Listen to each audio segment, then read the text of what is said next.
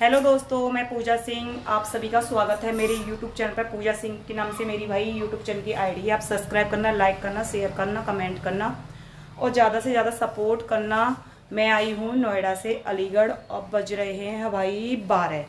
तो मैं आई थी बुधवार को, आई थी मैं नोएडा से अलीगढ़ के लिए, क्योंकि मेरी मम्मी की तबीयत ख़राब हो गई थी ज़्यादा।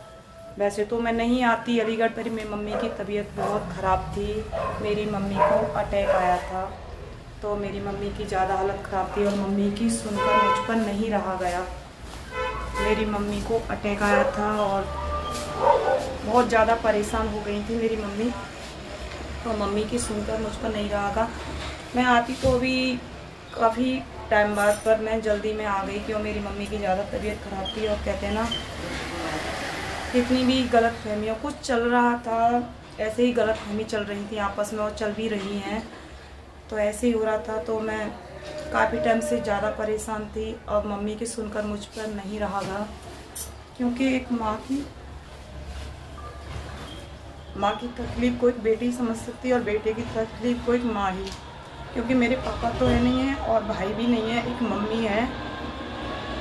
तो मम्मी के वजह से बस ऐसे ही है। मम्मी की सुन के ना मुझ पर नहीं रहा कि अटैक का ही नाम ही बुरा है, अटैक एक का नाम ही बुरा है। तो मम्मी की वजह से मुझ पर नहीं। मैं आती तो भी मार्च की तरफ, मार्च में आती मैं अलीगढ़ वैसे, पर मैंने सोचा कि चलो मम्मी को देखा हूँ, इस बहाने मम्मी से मेरा मिलना हो जाएगा। दूसरे रूम में ना शोर शराबा हो रहा है, इसलिए मैं इस रूम में आ गई हूँ।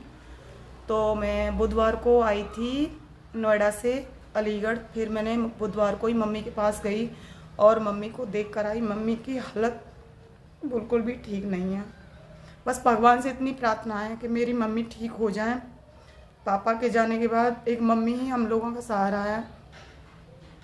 कि मम्मी कहते हैं ना, मायके में माँ बिना कुछ नहीं होता है, माँ है तो मायका है। तो मम्मी की वजह से हम थोड़े बहुत चले भी जाते हैं।